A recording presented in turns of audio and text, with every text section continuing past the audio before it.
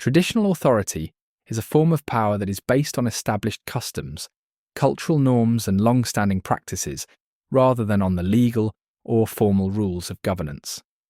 This type of authority is often recognized and accepted by members of a society because it has been passed down through generations. For example, a king or queen often maintains authority simply because their family has ruled for a long time, rather than because they have been elected or appointed based on a legal framework. This kind of authority relies heavily on the legitimacy derived from history and tradition. To better understand traditional authority, it's important to consider its historical context. Throughout history, many societies have been ruled by monarchies, tribal chiefs, or religious leaders who gained power by virtue of established customs and bloodlines. For instance, in medieval Europe, kings ruled based on the idea of divine right, asserting that their authority came from a higher power. Similarly, indigenous tribes around the world have often relied on leaders whose authority stems from tradition and tribal customs. Over time, as societies evolved, different governance systems emerged, but traditional authority has still persisted in various forms, especially in more rural or less industrialized areas. Traditional authority is marked by several key characteristics. Firstly, it is often hereditary, meaning that power is passed down through family lines. Secondly, it relies on cultural practices and beliefs, which grants legitimacy to the authority figure. Thirdly, traditional authority is usually unwritten. The rules and customs are often understood and followed without being formally codified into law.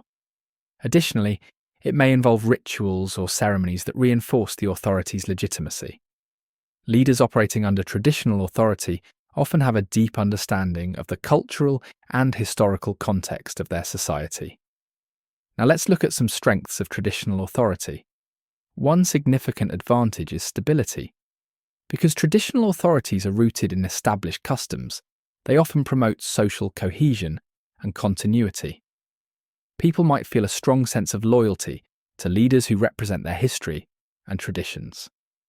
Another strength is the predictability associated with traditional authority.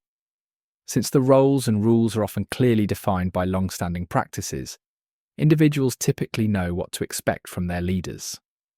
Finally, traditional authority can create a sense of identity for communities, as they may feel a connection to their heritage and cultural practices when they follow their leaders. Despite its strengths, traditional authority also faces several criticisms. One main issue is that it can hinder progress and modernization. A strict adherence to customs may prevent societies from adopting new ideas or practices that could improve their lives. Additionally, traditional authority may reinforce social inequalities, particularly if leadership roles are reserved for specific groups based on lineage or caste, limiting opportunities for others. Furthermore, this form of authority might not always respond adequately to individual needs, as decisions are often made based on traditions rather than contemporary requirements.